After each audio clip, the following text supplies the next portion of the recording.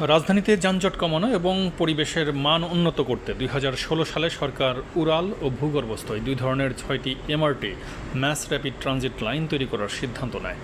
এর মধ্যে 3টি এমআরটি লাইনের জন্য জাপান থেকে সরকার ঋণ নিচ্ছে। ইতোমধ্যে একটি এমআরটি লাইনে মেট্রো রেল চলাচল করছে, যেটি কিনা এমআরটি লাইন 6 নামে পরিচিত।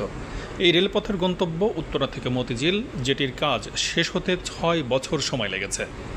এখন কমলাপুর পর্যন্ত এটির সম্প্রসারণের কাজ চলমান। প্রকল্পটিতে খরচ হচ্ছে 33,472 কোটি টাকা।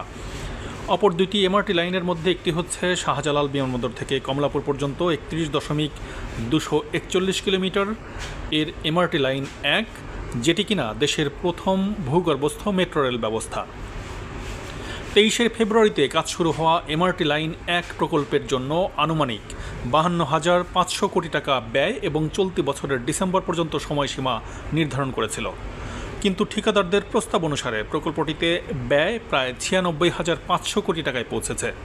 অপর প্রকল্পে হেমায়েতপুর ভাটারা রুটে 20 কিলোমিটার এমআরটি লাইন 5-এ আনুমানিক ব্যয় 41,200 কোটি টাকা এবং সময়সীমা 2028 সালের ডিসেম্বর পর্যন্ত ধরা হয়েছিল।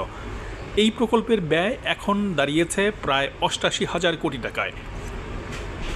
ডিএমটিসিএল-এর ব্যবস্থাপনা পরিচালক ফারুক আহমেদ জানিয়েছেন, দুটি প্রকল্পের অর্থায়নে জাপানি ঋণদাতা সংস্থা জাইকা বেশ কিছু কৌশলগত শর্ত জুড়ে দিয়েছে, ফলে ঠিকাদার নিয়োগে প্রতিযোগিতা কমে গেছে। এজন্যই মূলত ব্যয় বৃদ্ধি পেয়েছে। পরিবহন খাত বিশেষজ্ঞরা এ নিয়ে উদ্বেগ প্রকাশ করেছেন। তাদের মত, এই ধরনের অযৌক্তিক ব্যয়ের কারণে এই প্রকল্পগুলো দেশকে দেউলিয়ার পথে নিয়ে যেতে পারে।